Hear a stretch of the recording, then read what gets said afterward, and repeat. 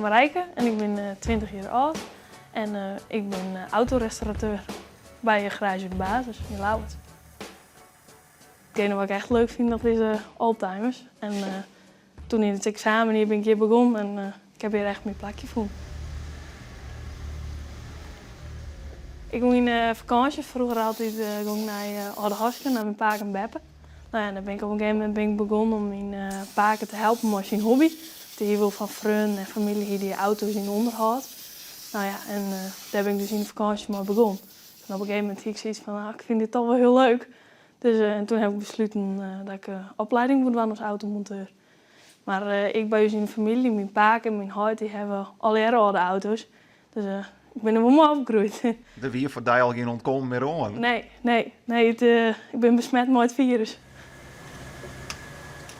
En waarom vies het nou juist zo mooi dat het oude auto's binnen? Ja, ik vind oude auto's hebben meer charme. En nou ja, het is echt een mechanische techniek wat ik echt leuk vind. Wat me ook wel opvalt, dat ben in handen. Ja, ik dus er wel bijhouden dat het er mooi uitziet. Maar dit werk krijgt toch altijd vieze hand. Maar daar jou ook net zo vol om. Van mij heeft hij een aparte tabel met afstelgegevens. Eigenlijk wie het zo, ze hier die mail stuurt, die brief, een hele mooie mail. En mijn vrouw zei van, nou, die mag je even lezen. Nou, ik zei, ik hoef geen stagiair meer, ik ben er klaar mee. En toen zei mijn vrouw, ja, maar deze mag je even lezen, want het is een famke. En een famke maakt er wat meer voor dwan dan een jongen. En als je hem leest, dan begrijp je wat ik bedoel. Dus ik had die mail lezen en inderdaad, dus ja, ik zei, nou, nodig maar uit. Nou, sta ze gong.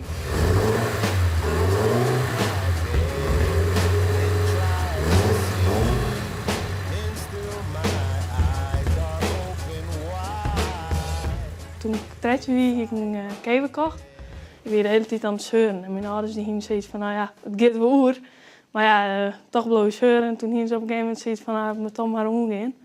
Dus toen ik op 13-jarige leeftijd heb ik een kever. En inmiddels heb ik een Audi 80 en een T3 kampeerbusje. Nou ja, en we gaan volgende week weg voor een projectje. Want ik heb er wel een nieuw project bij. Nou, heeft wel heel al die ding voen, want ik zeg het gewoon om die als het er haast. Ja, nee, ik vind het echt leuk en het is echt mijn passie. En ik heb ook zoiets van, ik denk dat dit ik voor mij voorschreven weer dat ik dit moest doen. Dat maakt me gewoon heel gelukkig. Ik kom erover te praten, ja. En ik merk ook wel bij vrienden en familie, die vind ik heel leuk dat ik het doe. Dus ik krijg steun van iedereen. Nou ja, vooral van Paken. Mijn Paken is mijn grote voorbeeld. Dus ik ben ook altijd blij dat ik hem trots maak.